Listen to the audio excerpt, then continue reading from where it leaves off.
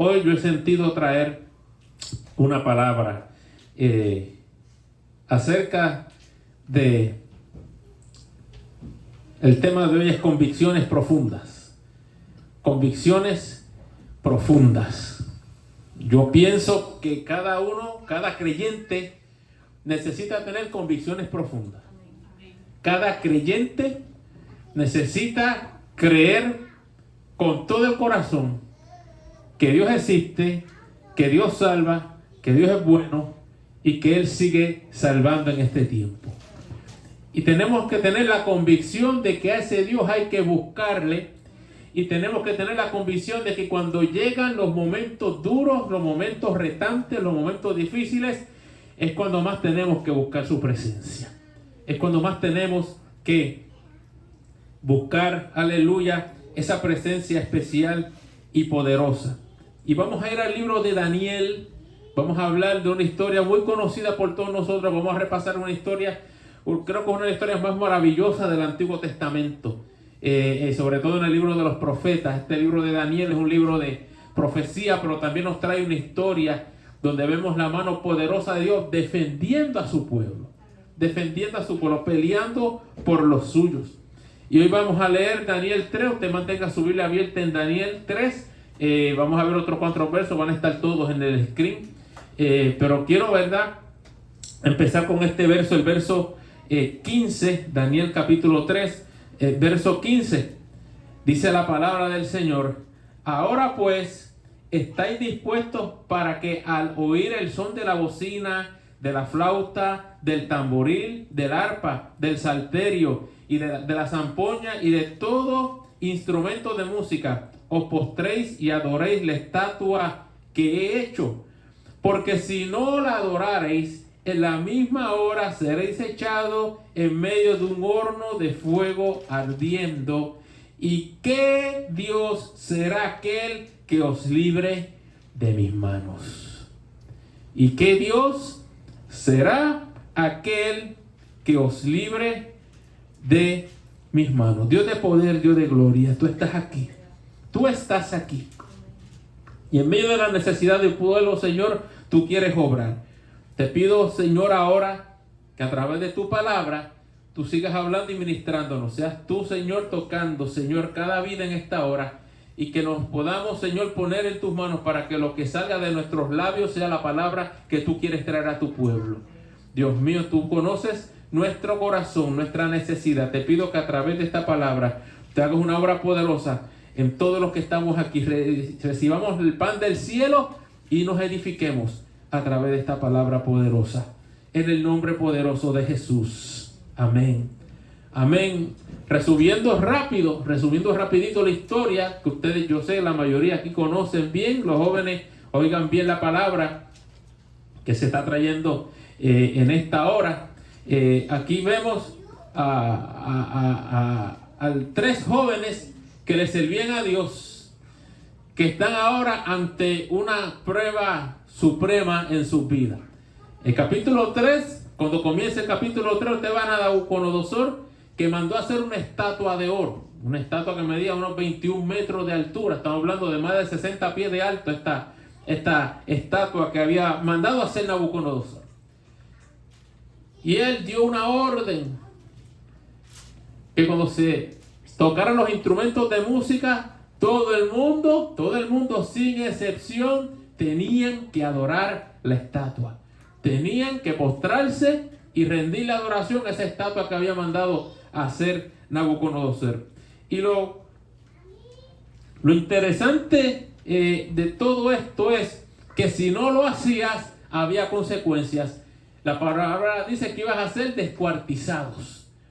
Y ese era el castigo para todo aquel que no adorara la estatua. Usted sabe que Nabucodonosor pues era bien prepotente, un hombre que pensaba que toda la gloria era para él, que toda la gloria debería ser para lo que él hacía, y cada vez que emitía una orden, pues todo el mundo tenía que obedecerle. Bendito el nombre del Señor. Esta estatua de oro tenía una estatura inmensa y todos tenían que adorarla.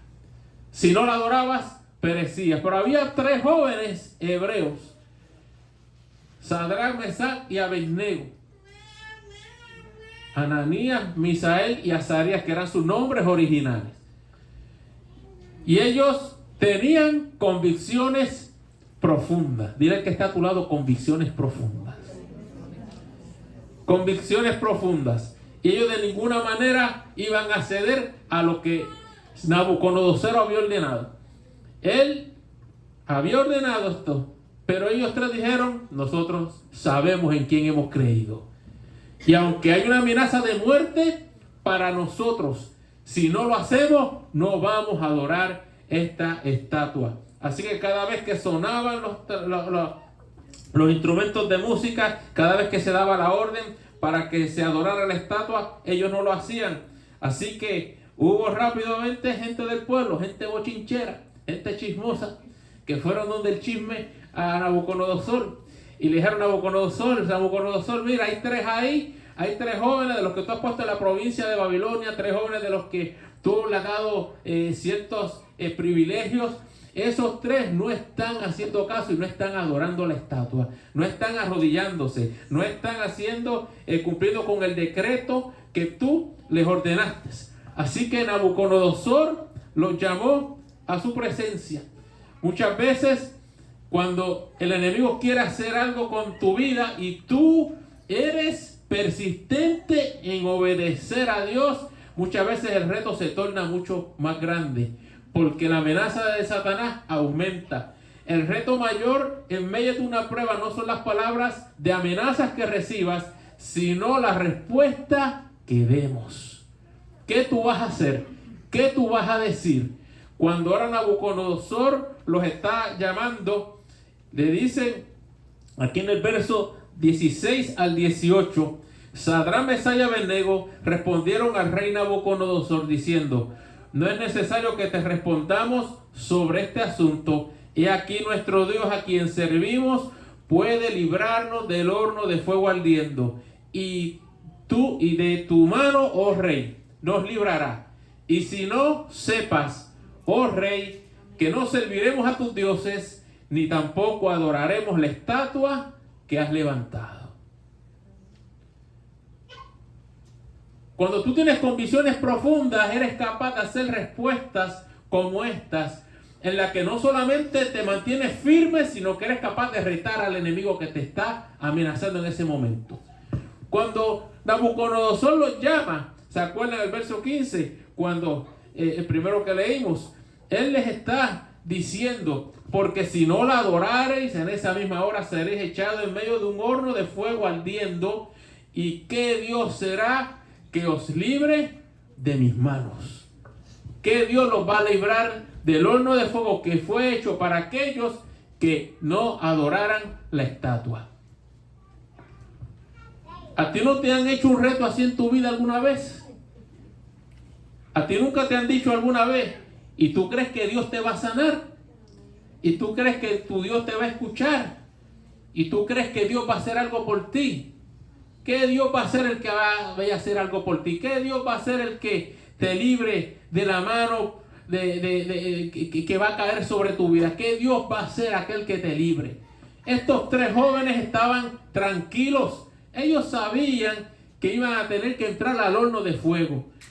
Yo te pregunto en esta hora, ¿qué hubieras hecho tú en la posición de ellos? ¿Qué hubieras hecho tú en su lugar? Porque ellos saben que iban a entrar a un horno que estaba ardiendo, un horno de fuego. Oye, ¿quién sabe una quemadita aquí una vez en la vida? Una quemadita leve. Si usted tocó la estufa o algo, una quemadita. Y usted brincó, dígame que no brincó. Usted brincó. Una vez en Puerto Rico yo estaba ayudando a alguien que estaba soldando algo. Y de momento el fueguito no le salía, como que no le salía. Yo tenía la mano puesta aguantando. Y él sacó y siguió probando. Y de momento él vio que mi mano estaba ahí y pegó y prendió. Prendió el, ¿cómo se llama eso? La antorcha. Prendió y cayó el fuego en mi mano ahí. No fue fuego del espíritu, fue el fuego de la antorcha. Y créame que brinqué. Después él dijo, ay, qué diablo malo. Qué diablo malo. ¿Qué diablo malo? Son las pruebas que uno pasa, ¿verdad? No sé si mi prueba mayor fue el fuego que cogí o lo que él acababa de decir. Pero nadie le gusta. Es una llama, cualquier cosita. Estamos hablando de que esto va a entrar en un horno de fuego donde el que entra ahí de seguro va a perecer, de seguro va a morir, de seguro va a quedar quemado, de seguro va a quedar achicharrado. Pero a ellos no les importaba. Ellos estaban firmes en lo que habían creído y por eso en su respuesta le dicen a Nabucodonosor, mira cómo empieza la respuesta. No es necesario que te respondamos sobre este asunto. Ellos no empezaron diciendo, no vamos a entrar, nosotros no vamos a dar tu Dios. Lo primero que dicen, no es necesario que te respondamos sobre este asunto. Y van recurriendo a lo que ellos saben y creen. He aquí nuestro Dios, a quien servimos, puede librarnos del horno de fuego ardiendo, y de tu mano, oh rey, nos librará. Era la confianza que ellos tenían, era la confianza que ellos estaban teniendo en ese momento. Ustedes se acordarán en el capítulo 1, cuando estaba Daniel, y Daniel no está aquí, se piensa que Daniel estaba fuera de la ciudad en esos momentos y por eso no está aquí involucrado en este asunto. Mucha gente se pregunta, ¿y qué pasó con Daniel? Él no estaba por todo eso, porque Daniel, sabemos que fue un hombre de fe, que Dios le dio gracia y él siempre fue fiel a Dios. Y es la razón por la que tal vez no vemos a Daniel en esta historia.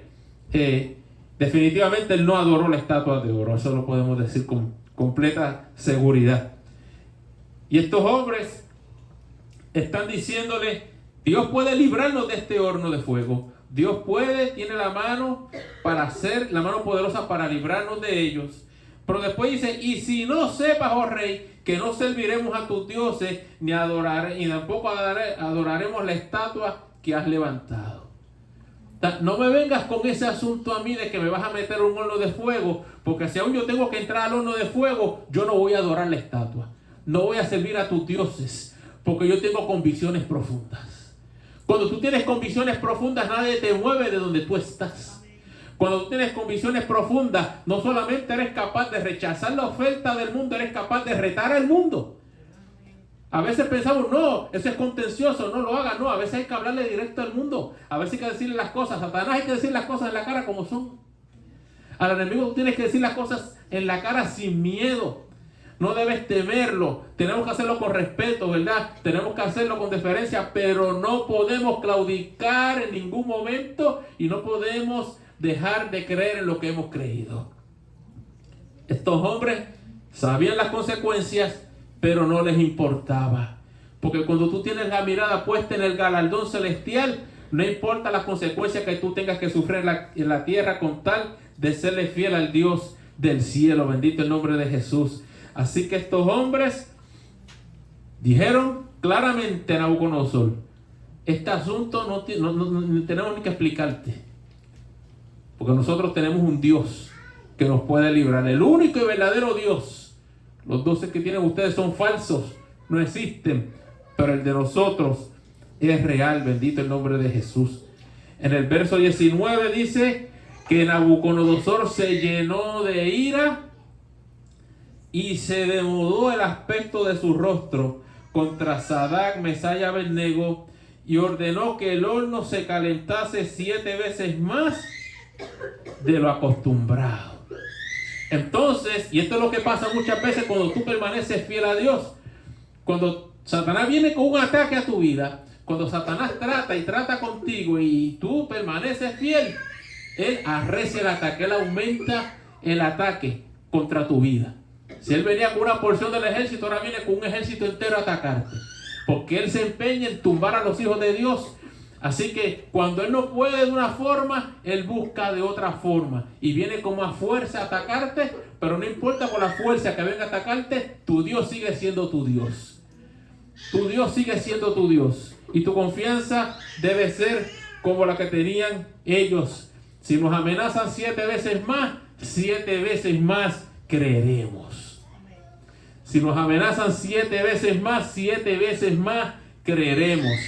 Para los jóvenes hebreos era claro, pueden aumentar la fuerza del fuego ahí, 100 veces más, 1000 veces más, y no nos importa. No nos interesa. Puedes aumentarme la oferta en el mundo y no me interesa. Pueden multiplicarse las pruebas, pueden multiplicarse los problemas y no me interesa. Permanezco fiel creyendo en aquel que me salvó. Permanezco fiel creyendo en aquel que yo sé que es todopoderoso. Porque no es lo grande que sea la prueba, es lo grande que es nuestro Dios. Bendito el nombre de Jesús. Y dice que conectaron el horno 7 veces más, de tal manera que cuando ataron a los jóvenes, porque dice que la palabra que los ataron a los 3, y aún los soldados que metieron a los jóvenes hebreos al horno de fuego, ellos se achicharraron.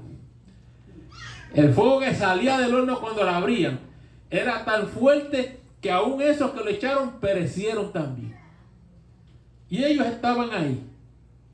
Y aquí es donde tú vienes a ver cómo la mano poderosa de Dios, de la misma forma que defendió a tanta gente anteriores a ellos, también nos defiende a nosotros. Versos 24 y 25 nos dice la palabra: entonces el rey Nabucodonosor se espantó y se levantó apresuradamente y dijo a los de su consejo: ¿no echaron a 3 hombres atados dentro del fuego? Ellos respondieron al rey: ¿es verdad, oh rey? Y él dijo: he aquí, yo veo 4 varones sueltos, que se pasean en medio del fuego sin sufrir ningún daño, y el aspecto del cuarto es semejante a los dioses. Nabucodonosor, que Dios trató con él en varias ocasiones, empezó a mirar, esperaba ver a los 3 ser quemados y alegrarse por eso, porque no solamente perecían esos que se habían revelado, sino que él enviaba con eso un mensaje al pueblo para que vieran que era en serio la orden que él había dado, porque todos adoraban la estatua teniendo miedo a terminar en el horno de fuego. Pero estos 3 a nada les pasó. Y Dios ahora le muestra a Nabucodonosor de lo que es capaz de él hacer para defender a los suyos. Nabucodonosor está ahí contando 3. Pero mientras cuenta 3 se da cuenta de que hay un cuarto. 1, 2, 3, 4. Cuando él encuentra 4, él pregunta: ¿pero no fueron a 3 los que echaron ahí?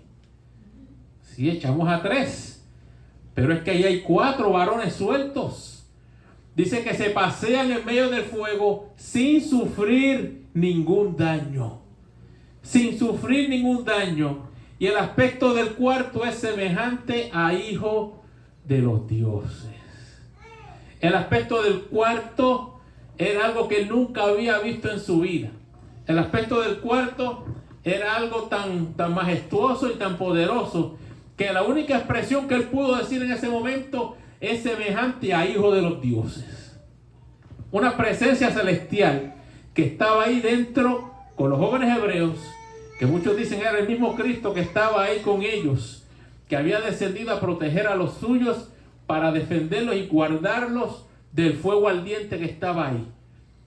Un fuego que era 7 veces más de lo común, 7 veces más de lo normal, 7 veces más fuerte que nunca, pero no fue suficiente para terminar con los jóvenes hebreos.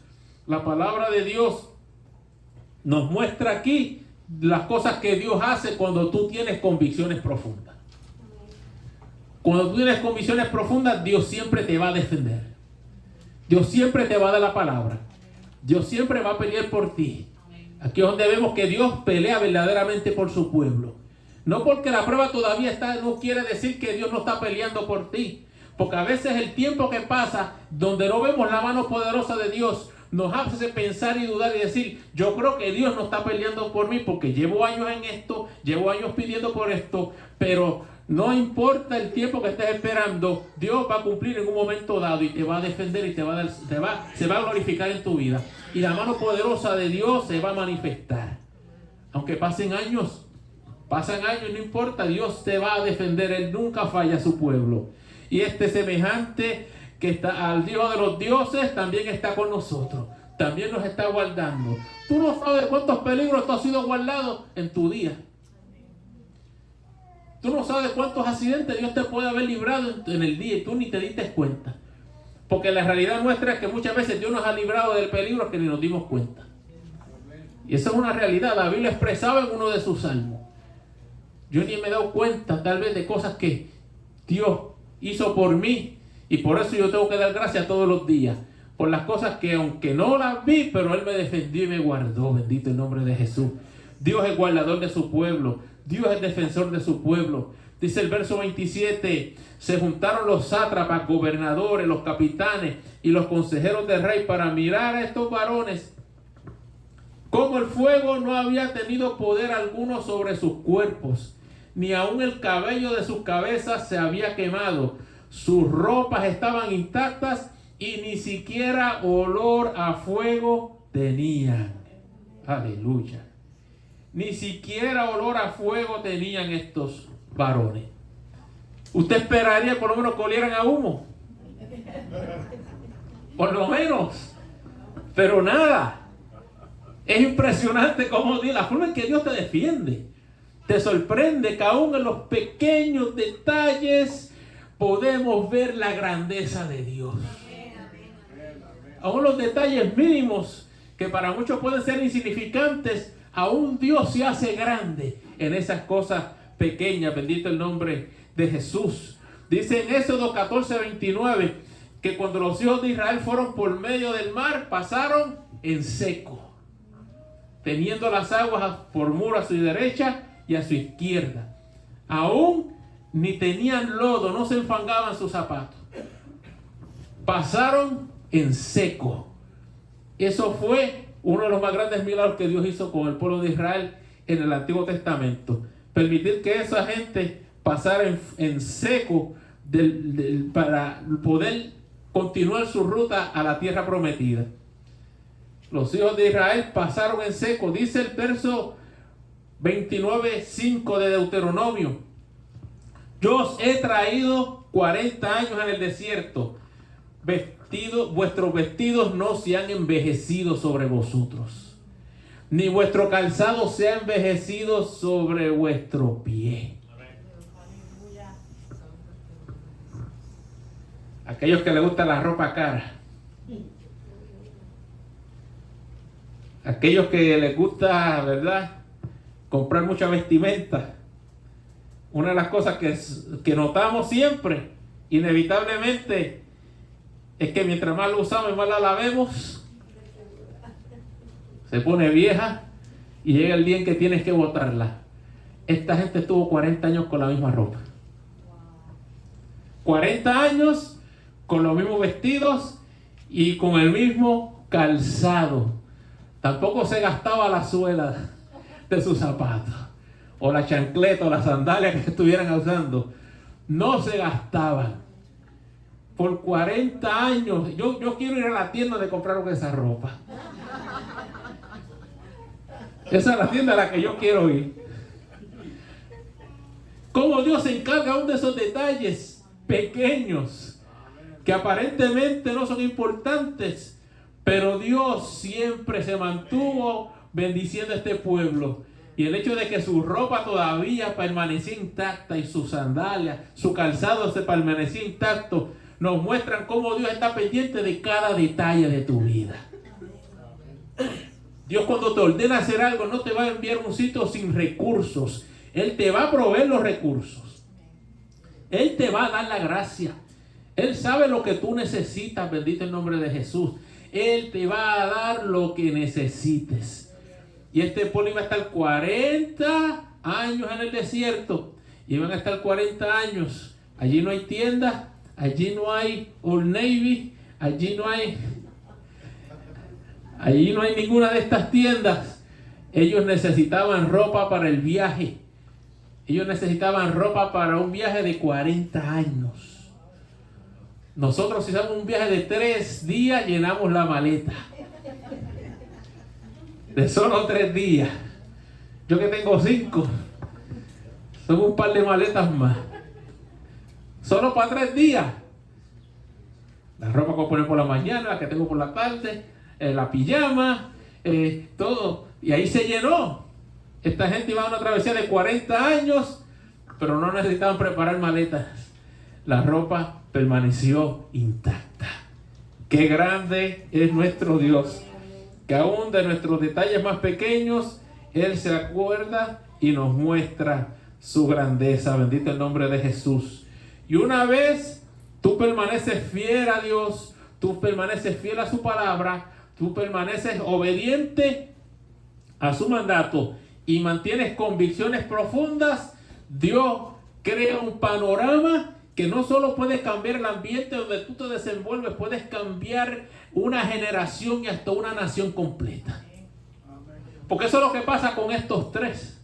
Esto es lo que sucede con estos 3, porque en la conclusión de este viaje hermoso, de esta historia poderosa, cuando Nabucodonosor vio que ni olor a humo tenían, que no estaban quemados, la impresión que le dio ver a uno semejante al Hijo de los dioses ahí dentro, que le confirma verdaderamente el Dios de ellos es el verdadero Dios. Ahora Nabucodonosor cambió el panorama completo de una nación entera solo porque 3 tenían convicciones profundas. Es el cambio que tú puedes traer cuando tú tienes convicciones profundas, que aún los que te señalan, los que te amenazan, los que quieren el mal para ti, tarde o temprano tienen que reconocer que el Dios al que tú le sirves pelea por ti. Y un día te dejan quieto, dicen, ¿sabes una cosa? Déjalo quieto, déjalo tranquilo porque no podemos con él. Hay que reconocer que algo poderoso está sobre sus vidas. Y en los versos 28 y 29 dice, entonces Nabucodonosor dijo, bendito sea el Dios de ellos. Ahora está alabando a Dios. Ahora no solo reconoce que es el verdadero Dios, sino que comienza con una alabanza al Señor.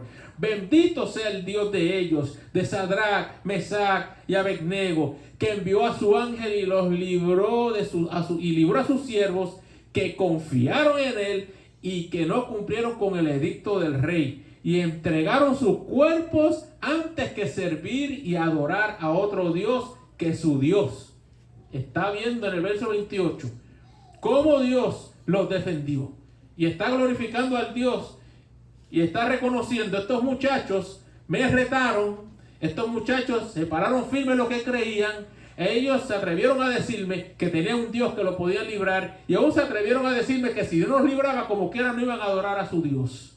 Y en el verso 29 dice, por lo tanto decreto que todo el pueblo, nación o lengua, que dijere blasfemia contra el Dios de Sadrach, Mesach y Abednego, sea descuartizado y su casa se convierte en muladar, por cuanto no hay Dios que pueda librar como este.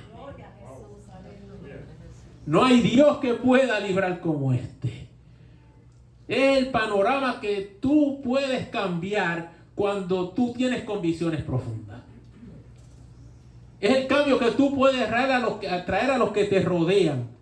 En tu trabajo, en tu casa, donde quiera que tú estés. Tus convicciones profundas hablan mucho de ti. Aunque no estén de acuerdo contigo, aunque tengan argumentos contra ti, por esas convicciones profundas que tú tienes, van a hablar de quién tú eres y en quién has creído. Van a hablar del Dios al que tú le sirves. Nabucodonosor ahora hace un decreto donde él está diciendo, este Dios, no quiero a nadie hablando mal del Dios de Sadrach, Mesach y Abednego. No quiero a nadie maldiciendo el Dios de ellos. No quiero a nadie diciendo nada negativo del Dios de ellos. Todo el que diga algo en contra del Dios de estos 3 va a ser descuartizado y su casa convertida en muladar. ¿Sabes lo que es el muladar? El vertedero. Ellos van a convertir su casa en un vertedero. Toda la basura va a ir para allá. De eso es que se trata. Y lo que decía el rey había que hacerlo. En aquel tiempo era así. Lo que decretaba el rey tenía que darse, tenía que obedecerse. Así que en medio de esta impresionante historia, Nabucodonosor al final tiene que reconocer que no hay Dios que pueda librar como este. Porque cuando tú tienes convicciones profundas, tú haces que tus enemigos tengan que cambiar su lenguaje. Primero dijo, ¿qué Dios los va a librar de mi mano? Ahora está diciendo, no hay Dios que pueda librar como el de ustedes. ¿Qué clase de cambio? Solo porque tú te mantienes firme buscando a Dios. Y Dios está buscando agentes de cambio en este tiempo que tengan convicciones profundas. Dios está buscando jóvenes en este tiempo, agentes de cambio que tengan convicciones profundas. Dios está buscando familias que están en las comunidades, que sean capaces de bendecir la calle donde viven, que sean capaces de bendecir la comunidad donde están viviendo. Yo bendigo a los vecinos míos, los bendigo. Están ahí. Yo los veo, los saludo, les hablo y los bendigo. Yo bendigo a los vecinos míos. Usted tiene que bendecir su comunidad y sus calles. Es que no le sirven a Dios, por eso es que los tiene que bendecir.